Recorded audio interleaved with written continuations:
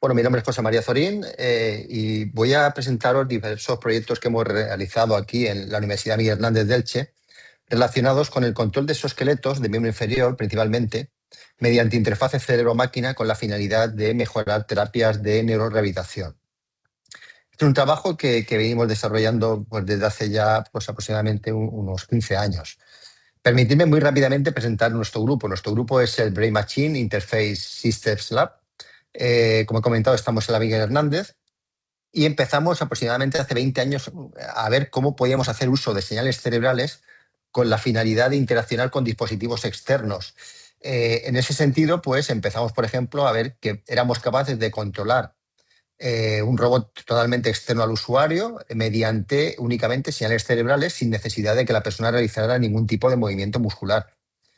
Claro, nos dimos cuenta de que el hecho de que las personas no necesitaran realizar movimientos para poder controlar dispositivos, pues nos abría un campo muy interesante en el ámbito de la neurorehabilitación. De forma que empezamos a trasladar estos desarrollos que veníamos realizando al campo de la rehabilitación motora y empezamos a aplicar estos desarrollos para controlar esos esqueletos de miembro superior y miembro inferior, de forma que ayudaran a personas que habían sufrido un ictus o una lesión medular a rehabilitarse. Entonces, en esta charla me voy a centrar un poquito en esos desarrollos, pero enfocados en lo que sería el campo del miembro inferior, ¿de acuerdo? La neurorehabilitación del miembro inferior. Bien, ¿cuál es nuestra motivación? Hay diversas, digamos, patologías, diversos accidentes que pueden provocar pues limitaciones en la marcha de una persona. Por ejemplo, un accidente cerebrovascular o un accidente que afecte a la médula, pues tiene como resultado principalmente que la persona tenga dificultades en caminar. Como podemos ver, por ejemplo, en estos vídeos, se aprecia que la persona puede caminar, pero se aprecia que no camina de una forma natural. Es decir, la persona ha sufrido pues, ese accidente y generalmente, tras sufrir ese accidente, pues tiene que empezar una terapia de rehabilitación para intentar recuperar esa marcha natural. ¿Qué proceso se sigue cuando una persona empieza esta, digamos, neurorehabilitación? Pues se sigue lo que se llama una aproximación de abajo arriba. Es decir, por ejemplo, en este caso, puede ser que la persona haya sufrido un ictus, el problema lo ha tenido a nivel de la corteza cerebral, pero vemos que la gente en el proceso de rehabilitación lo que hace es mover las piernas. Vemos que hay dos personas que físicamente están moviendo las piernas del sujeto con la finalidad de intentar promover los mecanismos neurales que se han perdido, ¿no? Intentar mejorar esa neuroplasticidad del sujeto.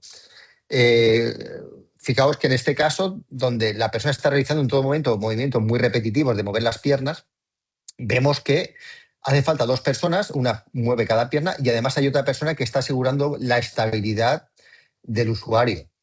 Esto, además de costoso, pues es muy repetitivo y ciertamente poco motivador para el paciente, ¿no? que está en una situación donde siente que alguien le mueve las piernas, pero no está él a cargo de la rehabilitación. Bien, afortunadamente en los últimos años pues, han aparecido diversos tipos de exoesqueletos robóticos, tanto de miembro superior como de miembro inferior, que han abierto pues, un gran campo de aplicación en el ámbito de la rehabilitación. ¿Por qué? Porque de alguna forma, mediante el uso de estos dispositivos, podemos seguir proporcionando esa neurorehabilitación basada en la aproximación de abajo a arriba. Es decir, otra vez, eh, se le mueven las piernas al sujeto con la finalidad de mejorar la neuroplasticidad. Pero la diferencia está en que ahora no tenemos a una persona que nos mueve físicamente las piernas, sino que el propio sujeto, mediante determinadas interfaces, consigue que se mueva el exoesqueleto.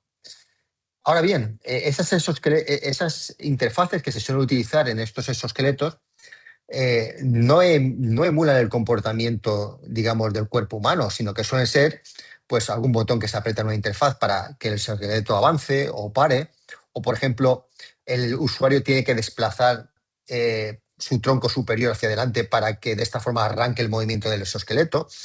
Entonces, de alguna forma, se consigue que el sujeto puede utilizar el exoesqueleto para neurorehabilitación, pero en definitiva está basándose en lo que sería todavía una rehabilitación de abajo arriba, ¿de acuerdo? Es decir, otra vez estamos moviendo las piernas con la finalidad de mejorar esos mecanismos de neuroplasticidad. Bien, ¿qué ocurre? Que en los últimos años los avances que se han ido produciendo en el campo de las interfaces cerebro-máquina, pues están abriendo unas oportunidades muy importantes en el ámbito clínico. ¿En qué sentido? En el sentido de que al final una interfaz cerebro-máquina lo que nos está permitiendo es registrar la actividad cerebral de la persona con la finalidad de traducirlo en comandos a dispositivos. En este caso, traducirlos a comandos de lo que sería un exoesqueleto, por ejemplo, para ponerlo en marcha o para pararlo.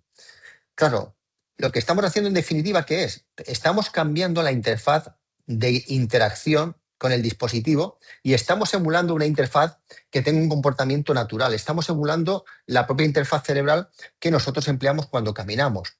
Es decir, seguimos realizando esa rehabilitación de abajo a arriba, porque otra vez se mueven las piernas de la persona, pero para que se muevan las piernas de la persona tiene que estar trabajando a nivel mental. Por ejemplo, imaginemos que la persona, si quiere caminar, se le dijera que tiene que pensar que está moviendo sus piernas. Entonces, lo que estaríamos haciendo es activar esa zona del córtex motor y decodificarla con la finalidad de efectivamente mandar un comando al exoesqueleto para que camine.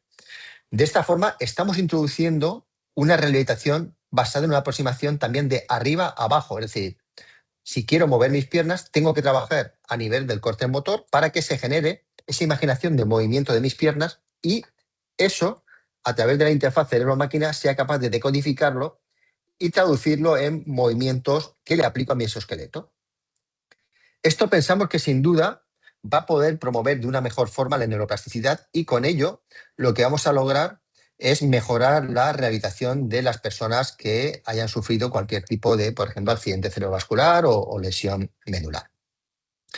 Y eso es en lo que me voy a centrar. Voy a presentar algunos ejemplos de proyectos en los cuales hemos introducido esta nueva terapia de rehabilitación que combina esa aproximación de arriba abajo basada en una interfaz cerebro-máquina con esa aproximación de abajo arriba basada en un exoesqueleto robótico, de forma que el propio usuario va a ser el que va a estar a cargo de la rehabilitación de su marcha. Bien. El primer proyecto que quiero comentaros en relación a este campo es el proyecto Walk. Es un proyecto que hicimos financiado por el Plan Nacional hace unos años y en el cual colaboramos con el Hospital Nacional de Parapléjicos de aquí en Toledo, en España, el Hospital Universitario Central de Asturias y con la Universidad de Houston. ¿Cuál era el objetivo? El objetivo era desarrollar una interfaz cerebro-máquina que permitiera controlar un exoesqueleto para que una persona pudiera caminar siempre y cuando estuviera pensando en que estaba moviendo las piernas. Entonces, diseñamos un protocolo de rehabilitación en el cual la persona, lo podemos ver aquí en la parte inferior izquierda, la persona estaba unos segundos, digamos, en el estado de relax y a continuación tenía que pensar en movimiento de sus piernas y mientras la interfaz cerebro-máquina estuviera detectando ese movimiento de sus piernas, pues lo que hiciera fuera precisamente controlar un dispositivo exoesqueleto robótico para que se fuera moviendo. Si en algún momento la persona no pensara en el movimiento de sus piernas, el exoesqueleto se pararía. Y para hacer ello lo que implementamos fueron dos tipos de BCI. Una que se utiliza en un modelo estático, es decir, cuando la persona está antes de empezar la marcha con el exoesqueleto, y otra que está en un modelo de movimiento, es decir, otra BCI que se usa cuando la persona está caminando con el exoesqueleto.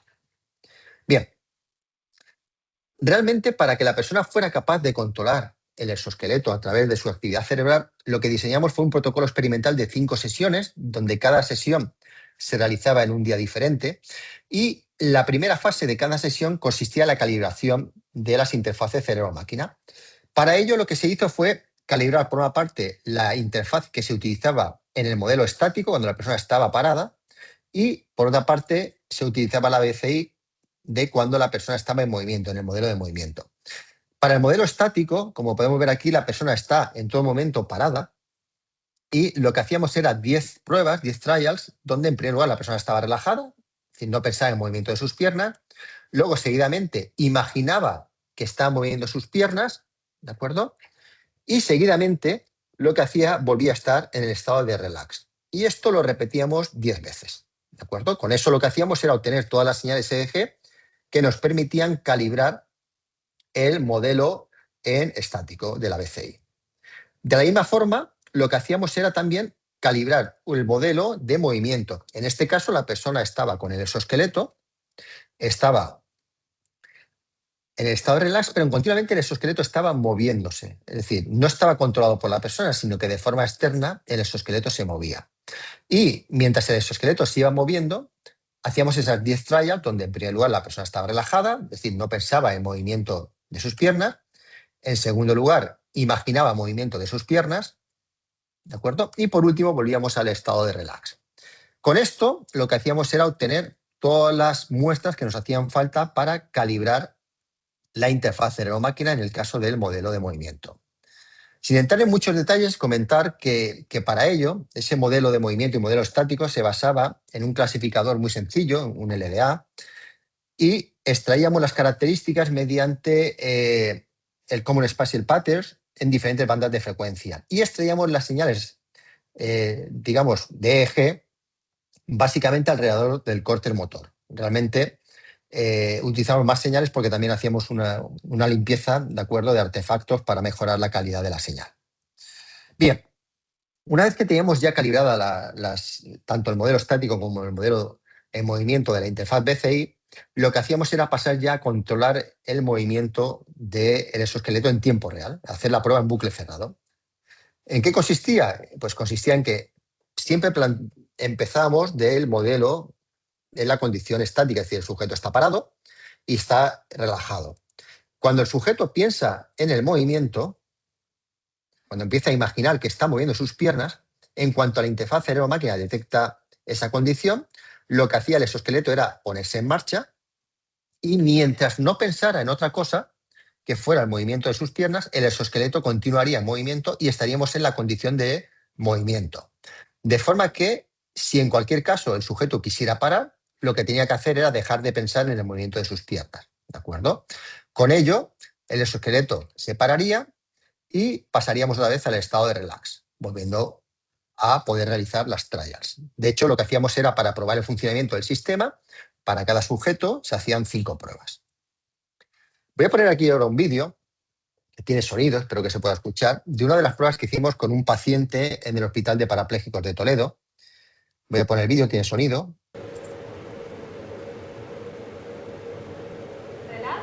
Primero se le ha dicho que se relaje.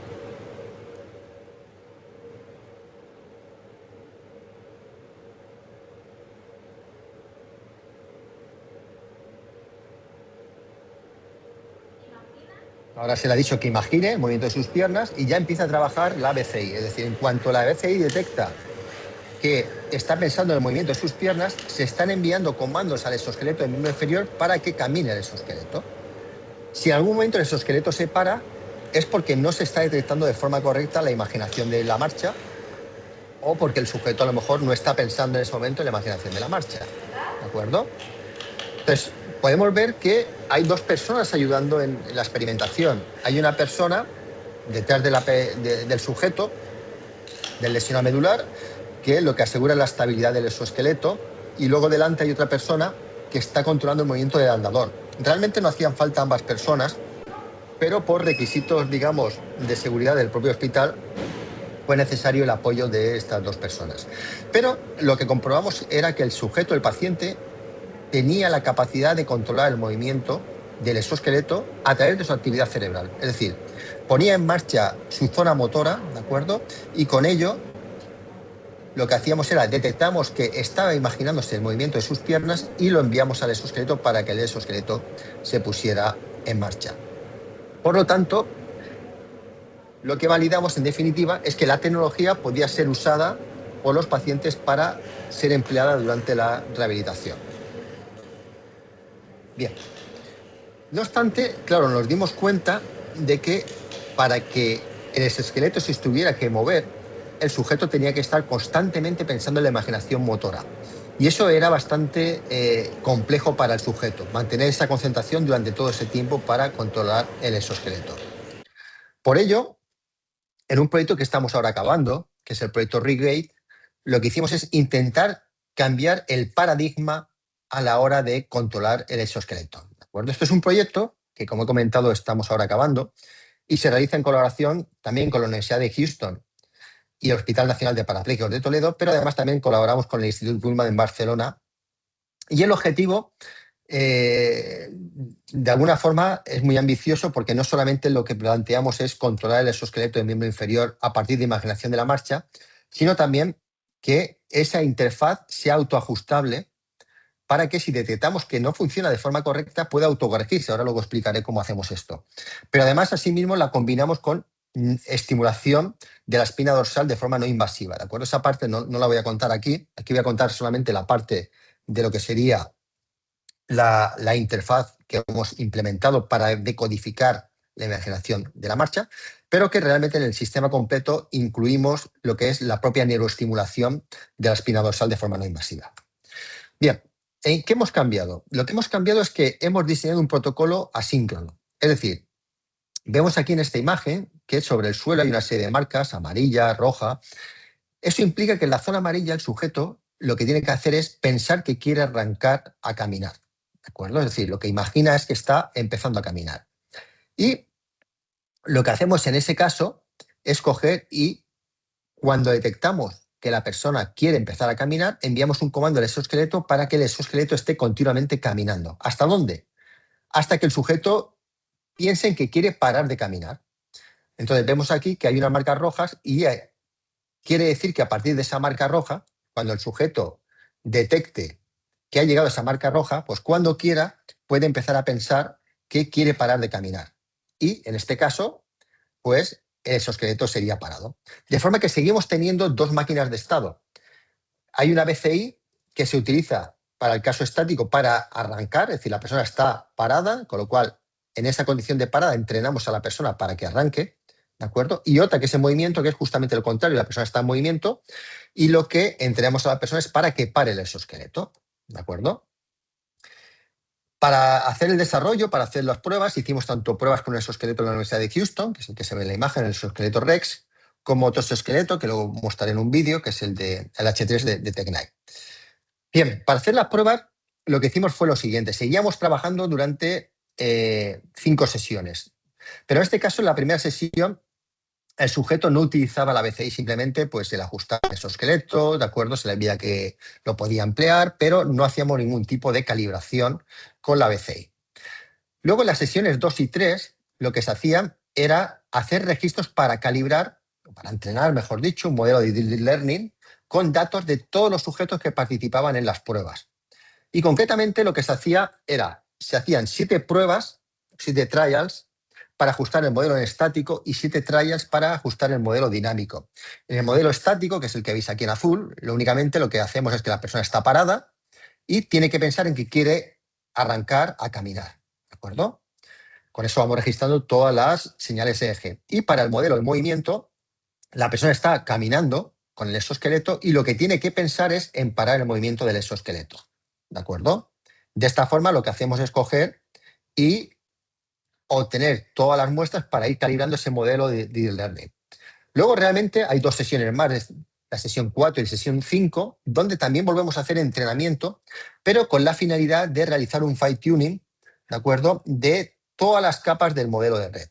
Y luego realmente solamente en esas sesiones 4 y 5 lo que hacemos ya por último es coger y realizar ya las pruebas en bucle cerrado para comprobar que el sistema funciona. Entonces voy a poner aquí un vídeo. En este vídeo, si nos fijamos aquí en el laboratorio, hay unas marcas, se puede ver la marca roja, quiere decir que a partir de ese momento, cuando el usuario quiera, tiene que pensar en parar. También hay unas marcas verdes que indican que es el inicio de la marcha. Entonces lo que vamos a ver es que la persona, en este caso, cuando quiere, empieza a pensar en caminar y cuando la BCI le detecta eso, pone en marcha automáticamente el exoesqueleto. ¿Hasta cuándo? Hasta cuando la persona empiece en detener el exoesqueleto. ¿De acuerdo? Es decir, ahora la persona no necesita estar todo el tiempo pensando en el movimiento del exoesqueleto, sino que solamente lo que tiene que pensar es en coger y en pensar en arrancar el movimiento del exoesqueleto. Hecho esto, cuando la BCI lo detecte, se pone en marcha y lo único que tiene que pensar es detener el exoesqueleto cuando quiera pararlo. Bien. De las pruebas que hicimos, comprobamos que realmente para arrancar el exoesqueleto los resultados eran muy buenos. Prácticamente todos los usuarios eran capaces de siempre arrancar el exoesqueleto para que empezara a caminar. Y para parar el exoesqueleto vimos que en algunos casos los resultados eran bajos, pero en general los resultados eran altos y la mayor parte de las veces, el 90% de las veces, se paraba con éxito el exoesqueleto. ¿Dónde estaba el problema? El problema estaba en lo que veis ahí en las gráficas en azul, que es la relación de paradas. ¿Esto qué indica? Indica el número de paradas que se han realizado respecto al, o sea, el número de paradas exitosas realizadas frente al total de paradas. Es decir, lo ideal sería que fuera un valor cercano al 100%, ¿de acuerdo? Porque eso indicaría que siempre que se ha parado ha sido porque el sujeto quería pararse. Y en este caso vemos que en muchas ocasiones el robot se paraba a pesar de que el sujeto no quería parar, ¿de acuerdo? Con lo cual, para intentar mejorar este resultado, para intentar hacer pues, más fiable la interfaz cerebro-máquina, lo que hicimos fue implementar un mecanismo de autoajuste de la interfaz. ¿Cómo? Pues implementando una interfaz cerebro-máquina paralela que se basaba en el potencial de error. ¿De acuerdo? El potencial de error es un potencial evocado que se produce en el cerebro cuando nos damos cuenta de que algo no se comporta como debería comportarse. ¿De acuerdo? Imaginemos, por ejemplo, que estamos con el exoesqueleto, estamos con el exoesqueleto parado y nosotros, de pronto el exoesqueleto se pone en marcha, cuando nosotros no queríamos ponerlo en marcha. Cuando eso se produce, nosotros nos damos cuenta de que algo ha ido mal y es por ese potencial de error que se produce, lo podemos detectar y decir, vale, pues ya sabemos que ha sido por esto. Ahora bien, claro, nosotros necesitamos conocer cuál era, digamos, el resultado de si se activaba o se paraba el exoesqueleto antes de que realmente se produjera, con la finalidad de poder corregir esa salida errónea. Y para ello, lo que hicimos fue lo siguiente. Al usuario, aquí podemos ver a una usuaria, que vemos que va llevando una especie de gafas y una especie de pulseras vibradoras. Entonces, ¿qué hacíamos? Lo que hacíamos era, antes de enviar un comando al exoesqueleto, lo enviamos a estas pulseras vibradoras y a las gafas de la persona donde se iluminaban los LEDs. Entonces, imaginemos, por ejemplo, que la persona estaba parada y estando parada, de pronto se le iluminaban las gafas o le vibraban la pulsera. ¿Y eso qué quería decir? Eso quería decir que el exoesqueleto se iba a poner en marcha. Pero si la persona realmente no estaba pensando en caminar, lo que hacíamos era entonces detectar ese potencial de error. Y al detectar el potencial de error, no enviábamos el comando al exoesqueleto, sino que cogíamos y lo ignorábamos. ¿De acuerdo? De esa forma podíamos tener un control y mejorar la precisión del sistema mediante este mecanismo. De la misma forma, imaginemos que de pronto se detecta que estamos caminando y queremos parar. Y si queremos parar porque el sujeto quiere parar, no se producirá ese potencial de error, con lo cual se pararía el exoesqueleto. Pero si se quiere parar, si se nos detecta el potencial de parar cuando el sujeto no quiere parar, pues se va a detectar el potencial de error, con lo cual nosotros obviaríamos ese comando y no pararíamos al exoesqueleto. ¿De acuerdo? Entonces, voy a poner un vídeo de una de las pruebas que hicimos, en este caso, con un paciente en el Instituto Koeman en Barcelona. En este caso, en vez de utilizando un exoesqueleto, digamos, de movimiento libre, utilizamos el robot de Locomat de Jocoma, que es un exoesqueleto que va sobre un tapiz rodante.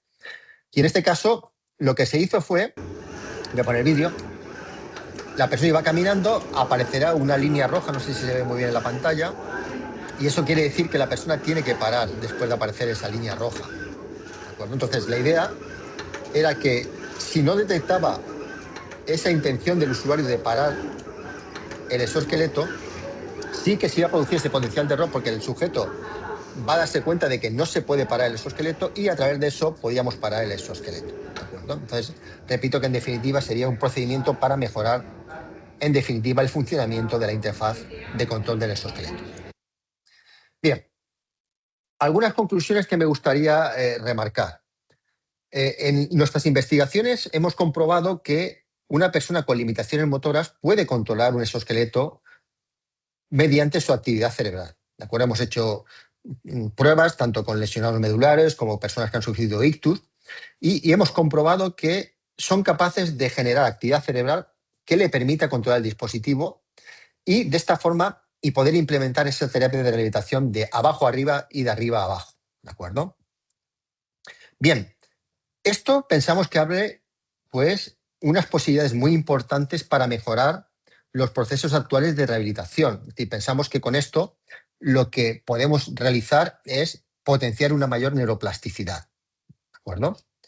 Pero y digo pero, claro, lo que tenemos todavía que demostrar es que desde el punto de vista de recuperación del paciente, esto es mejor que otro tipo de terapias de rehabilitación. Porque los proyectos lo que hemos hecho son siempre pruebas de usabilidad. Hemos comprobado que la tecnología es usable por las personas.